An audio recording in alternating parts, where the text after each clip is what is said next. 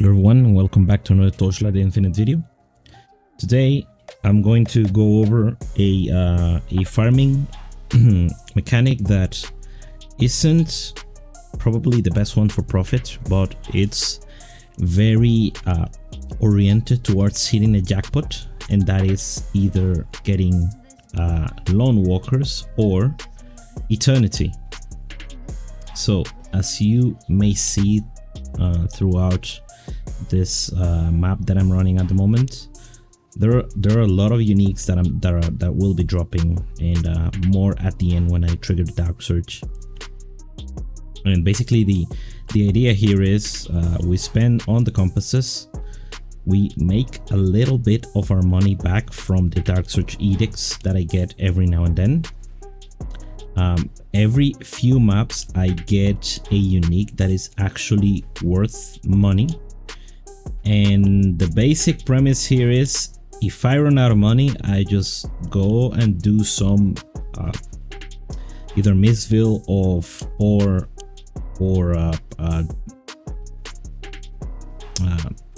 snow paper thing, the canvas. We do either of those, which is guaranteed profit. You cannot lose money doing those, so unless you're doing something really wrong. And then we go back to mapping. At the time, I really haven't had to go back to do any of that, so I have been able to at least sustain my expenses here by selling the familiar nexus that I get when killing Uberkigen every few runs. And yeah, the idea here is you will see a lot of uniques that you wouldn't normally see at all. And what can happen also, as you can see here, is that you can drop already corroded uniques, which can be like regular corrosions, which make them completely useless, or double corrosions.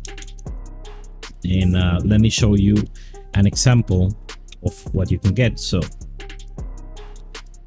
something like this is a very rare one. It's not very expensive at the moment, it's not worth much, but I have gotten a couple of these already. That's touch. This one dropped corroded already. Let me lower it a little bit because it's not the best corrosion you can get, but you know, the base item is very good.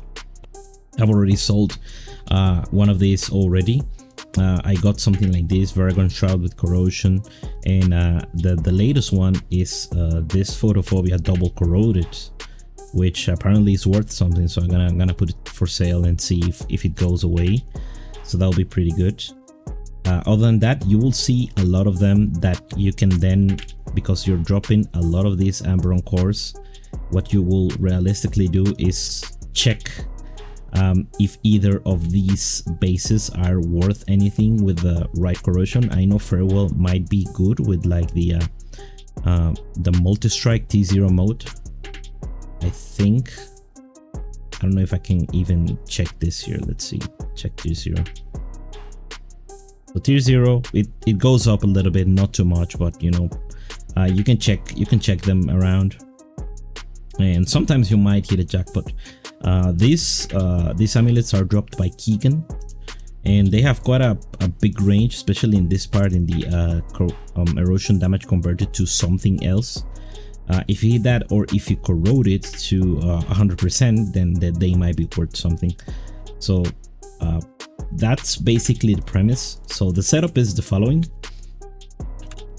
We're doing a full dark search tree, or almost full dark search tree. Of course, we're not getting the chance for it to spawn, and we're not putting it on these small nodes. We're being as effective as possible. So this is the part where which gives you lots of uniques. This chance to get legendary gear corrosion from corroded legendary gear from dark search, and then increases the chance of ultimate legendary gear.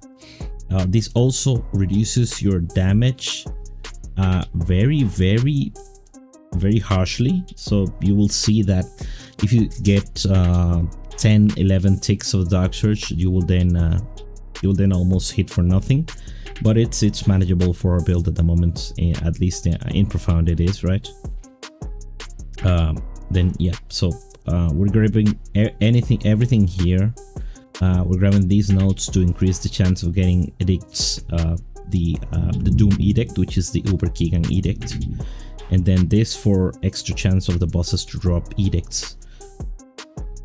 Then here we're going on this because this also has a chance of getting you the Wind Breath Rings and some other uniques that only drop from the boxes.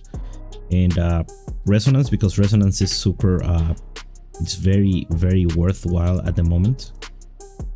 And then because of the legendary tree, we're getting an extra rare monster.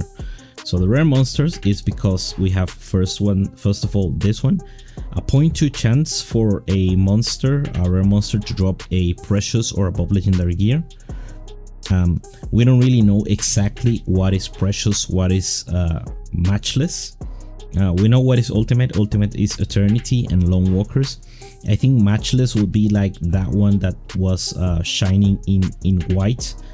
This one's Stellar Vest of Eminence, which is not very used at the moment. This is a very good piece, don't get me wrong, but it's not meta, so that's why it's worth nothing. But I think the Death's Touch are also considered matchless, let's say. And things, you know, the most rare legendary pieces that you often don't see dropping at all are what I consider matchless. I think Magnus, for instance, will be one, but this is a goddess.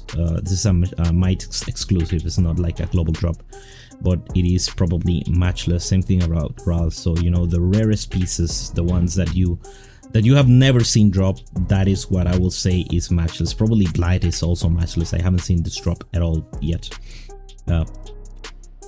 And then precious is just your things like your Fiend Crowns, your this Boots Mighty Fusion are precious. I'm pretty sure I think these two are also considered precious. So you know, you have the frequency of those dropping a lot more. Now most of these are worthless at the moment, at least the precious one, unless you get like a really good corrosion.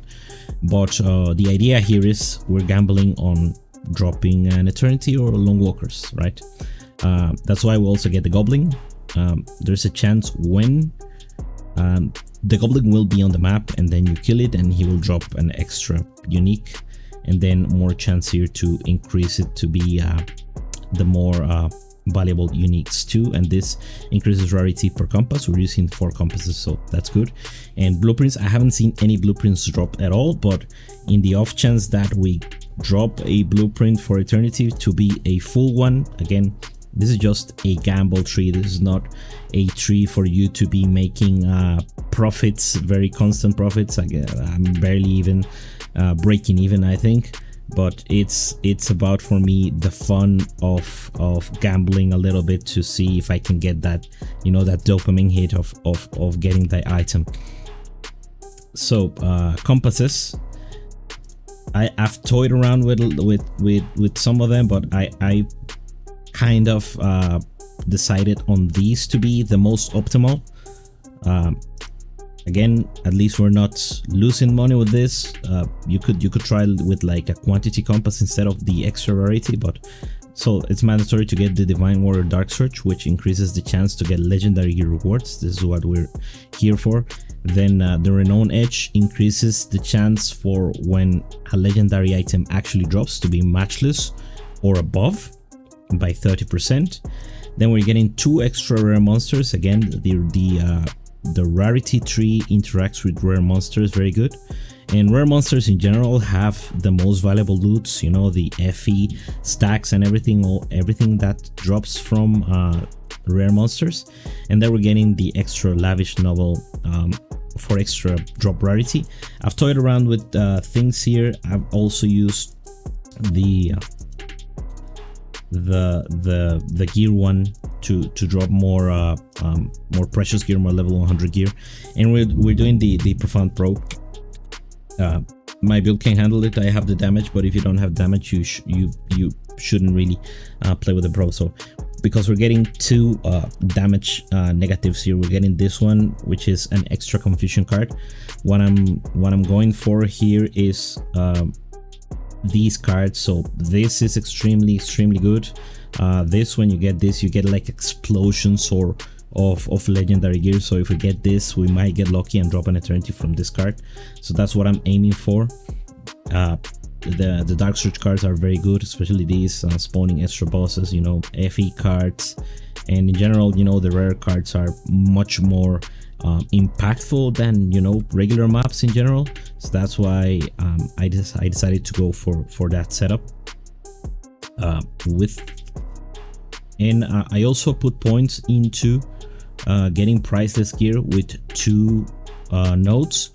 Just so you know, I think I've run maybe 50-60 maps at the moment. I've only seen a double priceless once, but you know, it can happen, and you might be able to hit a huge jackpot with this one. It's not selling for what I have it, but you know, I'll keep lowering until it sells. It's, you know, it's something, and you might be able to get cursed with something else, and then you're looking at like a 3,000 4,000 FE item.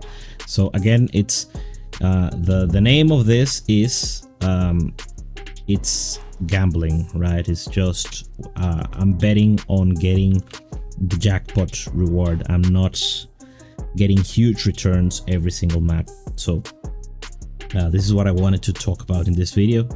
If you're interested in running something like this, I'll be leaving the Voidchart in the description below. If you do, or if you have dropped an eternity using some of the strategy, I'm very interested in knowing what you've been using, because I would really, I don't know if I'll probably use it, yeah, but I would really like to drop an eternity. I haven't dropped one in like 5 or 6 seasons, like back when I was playing Order Calling Motto, and you couldn't even use eternity with Order Calling Motto back then. So imagine my surprise when I got it and I couldn't even use it, but we can now with minions. So if I get an eternity, I'm gonna make a video on how you can use eternity as a minion player as well. So wait for that, and thank you so much for watching.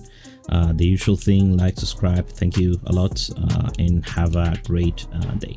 Bye.